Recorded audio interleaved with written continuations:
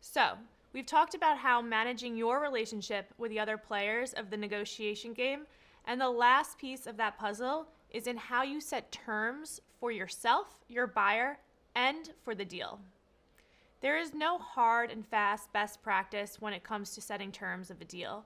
So the skill here comes back to your ability to adjust to the needs of the scenario. One tactic to consider when starting a negotiation and setting the terms of a deal is whether you want to start high or start low when it comes to presenting an offer and any possible concessions. Say we're in a seller's market. It might be best to make an aggressive offer. Then I would start by both offering and asking big.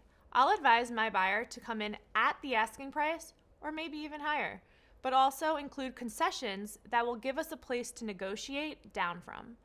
There have been occasions where I ask for something that my buyer might not feel strongly about, just to pad the room we have in order to negotiate down. Then the seller feels good because they got what they asked for and didn't have to give in to every single concession. And the buyer feels good because they got the home plus a bit extra. Now, let's go to a buyer's market. Here, starting with a lower offer gives you the benefit of keeping the buyer in a happy place.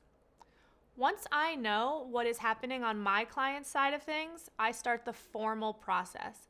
Obviously, this depends on regulations in your particular market, but I personally write out a super professional offer email. There's a template for them in your workbook if you want to see what I do. For me, this offer letter is a big component of my negotiation process. It looks good, it legitimizes the offer, and it leaves the other side with the impression that I mean business. As the negotiation progresses past the initial offer, I tend to do a lot of listening. I will always advocate for my client's best interests, but I'm listening for that sweet spot where everyone's best interests overlap.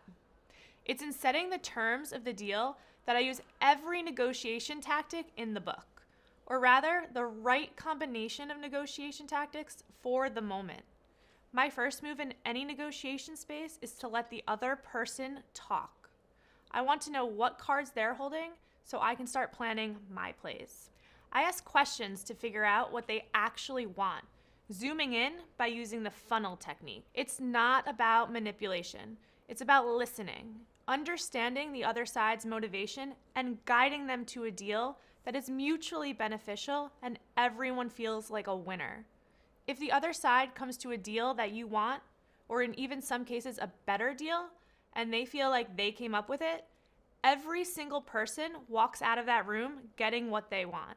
You develop a reputation for playing well with others. Everyone is a winner. You develop a reputation for playing well with others. Everyone is a winner.